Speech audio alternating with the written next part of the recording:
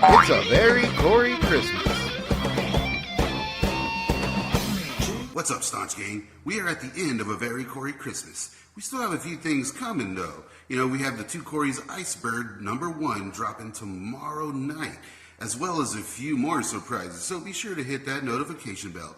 But tonight, well, I just had to finally talk about Prayer of the Rollerboys, Corey Haim's finest solo moment, aside from just one of the girls. But since I was recently featured on Born to Be Rad's channel, along with my killer podcast, we basically we broke down every 90s Corey Haim flick.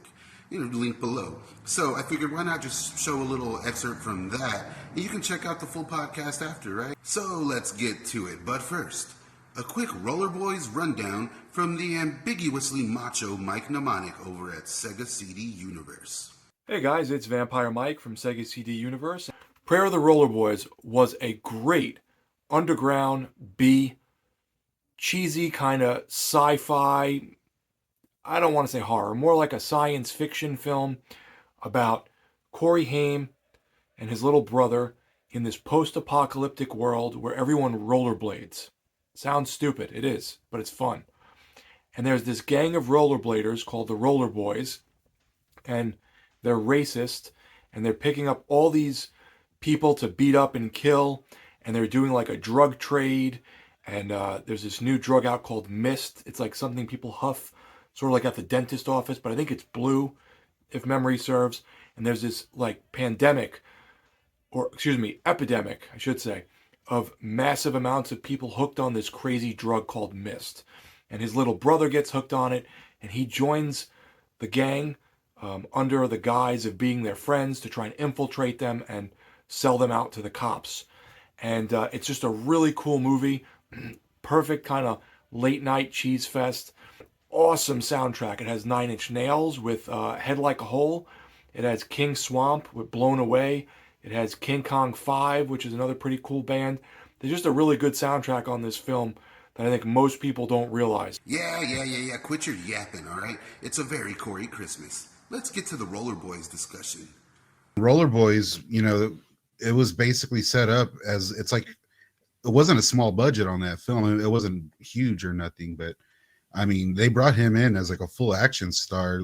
The way he was shot, the poster, everything, you know, and that's a classic action scenario that's still being used in movies today, you know, that's set up for Rollerboys. So they were going for it, man. I mean, it seemed like they really, that early 90s, there was a big push still there, you know, so maybe if the box office were a little better, you know, everything would have been different.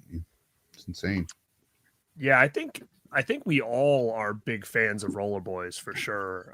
Yeah, I think that's a really cool movie. And like you said, the premise of that movie is something we see all the time. I mean, even if you really try to drill down on it, it's like, you know, Fast and Furious had a very similar, you know, concept to it, in the sense of like, you know, somebody going undercover with the bad guys and all this other stuff. And it's a real cool movie. And like you said, it was really set up for him because, you know, he was really into inline skating at the time, and they tried to use that to their advantage. And just like the Lost Boys, you know, with the Rollerboys, one of the things that I always remember, Mel and I had talked about this, was the outfits that they wore in the movie were so killer. Like, and that's when you think about Lost Boys, you're like, oh, they had the long jackets, they had the cool clothes. Yeah. And this is the same way. Like, per the Rollerboys, everybody was rocking super rad gear, but it was like that a little bit more 90s-esque than that early 80s or mid 80s look. And I really, really dug it a lot. Oh, for sure. Yeah. People say that there was a bit of a Third Reich kind of theme going on with everything there as far as the way they were looking. And it's like, yeah, maybe, but there was also like a Pet Shop Boys thing happening, you know, so it kind of evened itself out. But it's crazy because I think a big issue for Corey Haim is, you know, especially going into the 90s, spending bigger budgets on them and stuff like that, is that, I mean, going back as far back to Lucas, you can find stories about how hard he was to work with, you know. If we're being real about it, like the guy was on the set of Lucas, he was apparently like kind of a menace, which I don't like to think about because I love that movie, you know. But it was just something that always happened, and even up to Rollerboys, the director, it was a guy named Rick King, I believe his name was. he came out and talked about how like insanely difficult it was working with Haimster on that film. How he would always just say he had a stomach ache or he was sick, and he would take off the set and just leave everyone in the dust. And eventually, Haim was like switching doctors every day just to get different sick notices to leave the set, and they had to block him in at one point, so he couldn't leave the set. And it was just a big issue when you have, like film sets or money, But it's a cool ass movie. I mean, you got a great cast too. Mhm. I mean, you've got Patricia Arquette in there, who I always love Patricia Arquette. Like, oh yeah, she's another one for me where if she's in it, like I'll watch it. oh yeah, for sure. And And you got Haim and Christopher Collett from Firstborn. Firstborn getting a little reunion. Yeah, hell yeah. I love that, man. And it's crazy how similar, like, this is basically Point Break, and it's the guy that wrote Point Break or whatever. And looking into that, Peter Elif, the guy that wrote it, and the director Rick King, their stories conflict on who came up with what and when. It's pretty funny. Wait a minute. Rick So King, does somebody that did Point Break was involved in this? yeah, it's the same writer, and then the director of Rollerboys got a story by credit on Point Break. I didn't know that. His story was that his story was that they're working on this rollerblade movie, and he was like surfing, and he came in, and at the time in LA, all the bank robberies, he said he kind of just thought of it up, and then Peter Elif, the writer, is like, well, yeah, he had some elements, but I'm the one that thought of the bank robbery and the ex-presidents, and so it's kind of sketchy how that went. But basically, yeah, Point Break is just surfing Rollerboys, basically, And most people don't know there's a pseudo sequel to Rollerboys. It's a TV movie that was like a TV pilot called Blade Cops, or in some places it's called Inline Cops, and it's the same universe, mainly only because it's the same drug that is in Rollerboys, and they're on rollerblades in both stories. And it's Peter Elif. It's the same writer. They rock.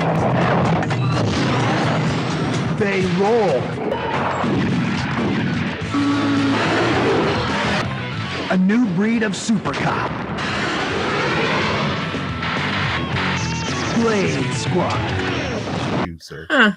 It's pretty crazy. It used to be on YouTube for free. It's a watch. I say That that. sounds interesting. Yeah, but Prayer of the Rollerboys, I think all around, we all agree that that's a real good one. And if you guys haven't seen it, it's definitely worth a check. It's one of those movies too where it's so in dire need of a good physical media release. Oh yeah. This for a while was very hard to come by back in like the heyday of DVDs. It took me a long time to acquire this movie, and they had a couple different editions. Yeah, I think that's the one I got. Oh, sweet. Someone you have? Yeah, there's also like that Canadian one with like remember those Canadian ones where it was almost like a plastic case where it would have it's a DVD along the spine. Right here I have a Japanese VHS. It's pretty cool. Yeah, dude. And then Wow. I got a UK copy on tape as well. And then, of course, the American one over here. That's that one's there.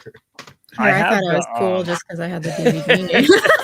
Well, I mean, I don't know if it is now, but I mean, this was definitely a hard one to get for a long time. It took me a while to acquire this. I can't find and, one. I do have the one sheet poster of this movie as well. And I was just going to bring this up. The promo version is a red VHS. I actually have that in my eBay cart right now. Yeah, man, that's beautiful. Which is pretty wild. Yeah. So that's so funny. But yeah, I would definitely don't you swipe it from me. I see you over there. I'm like, how dare you? Yeah, I know it's good. Is it this one? Yeah. All of a sudden, as soon as I go back, it's gonna be like, sorry, sold. Sorry, sold. Damn it. I guarantee someone's gonna snag it right now too. Yeah, you shouldn't have said I'm gonna jump on there and get it. I think it's in my card as well, man. Oh no. Yeah, but Thanks for watching, guys. Like I said, I'll be back tomorrow night with some absolute bangers. Hit that notification bell. We have the Two Corey's Iceberg coming out tomorrow. You don't want to miss that one. And if you're watching this in the future, I mean, hey, and I guess I'll go ahead and link that video right here. Why not? Have a very Cory Christmas. We're not quite done yet.